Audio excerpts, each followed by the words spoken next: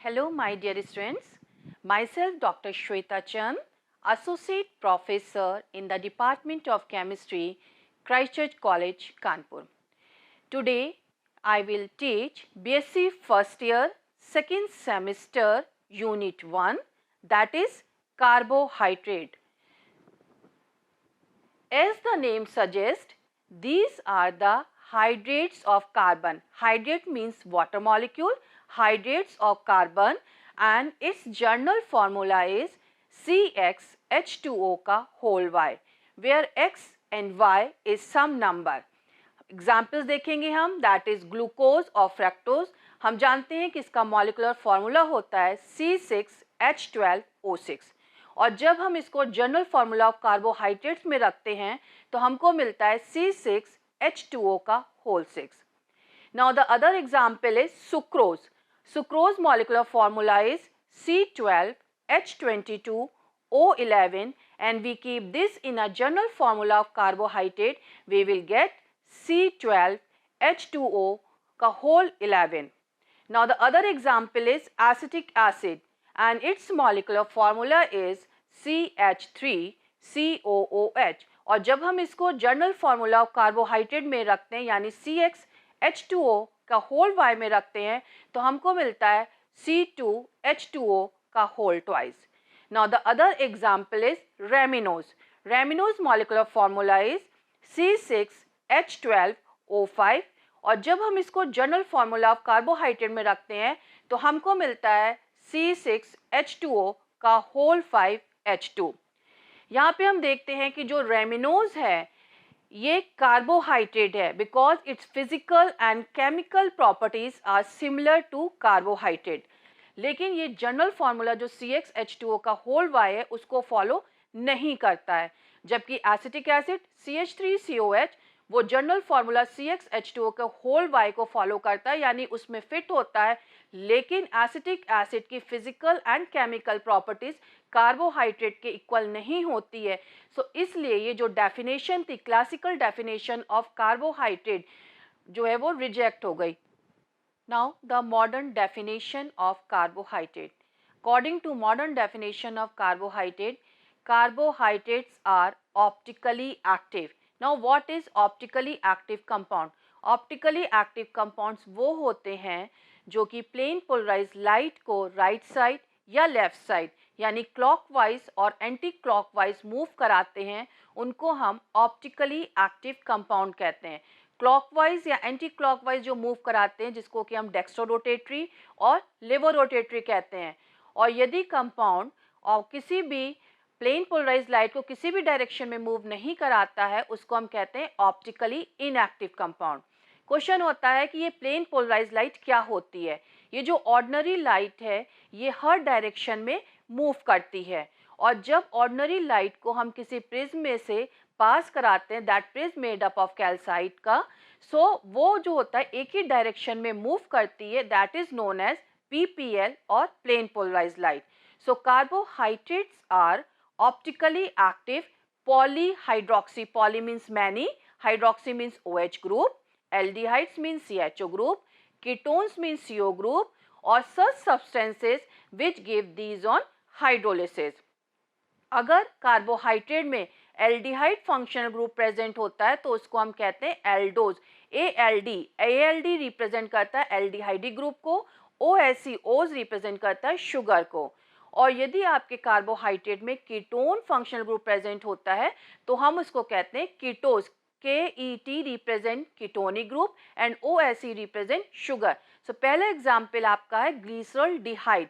In this aldehydic group is present, so we can write aldo. ALD जो represent कर रहा है aldehydic group को, 3 carbon is present that is tri and OSE represent sugar, तो इसका जो नाम हुआ that is aldo triose. Now the second example is dihydroxy acetone. In this keto group is present. तो इसका नाम हो जाएगा आपका कीटो, 3 कार्बन है, ट्राई एंड ओज represent sugar. Now the classification of carbohydrate. तो पहला क्लासिफिकेशन है that is on the basis of functional group, जो कि अभी हम पहले भी डिस्कस कर चुके हैं. polyhydroxyaldehyde means poly means many, hydroxy means OH group with aldehyde group, that is the simple unit जो होगी वो आपकी कार्बोहाइड्रेट की ग्लूकोज। पॉलीहाइड्रोक्सी कीटोन्स अगर कीटोनिक ग्रुप के संग है उसकी जो सिंपल यूनिट है दैट इज फ्रैक्टोज। तो पहला एग्जाम्पल है आपका ग्लूकोज जो कि एल्डिहाइड ग्रुप के संग है, सेकेंड एग्जाम्पल इज फ्रैक्टोज जो कि आपके कीटोनिक ग्रुप के साथ है। Now on the basis of reducing nature, दो टाइप के होते हैं, one is non reducing sugar, the other one is reducing sugar.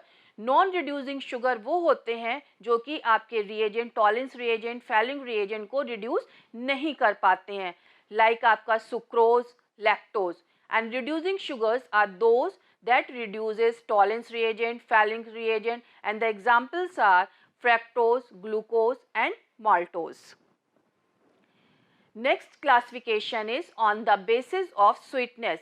Sweetness के बेस पे इसे टू क्लासेस में डिवाइड किया गया है, one is sugar, the other one is non sugar.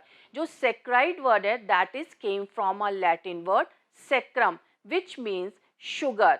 So जो सेकेंड क्लासिफिकेशन है वो स्वीटनेस के बेस पे one is sugar, the other one is non sugar. Next classification is on the basis of number of carbon atom.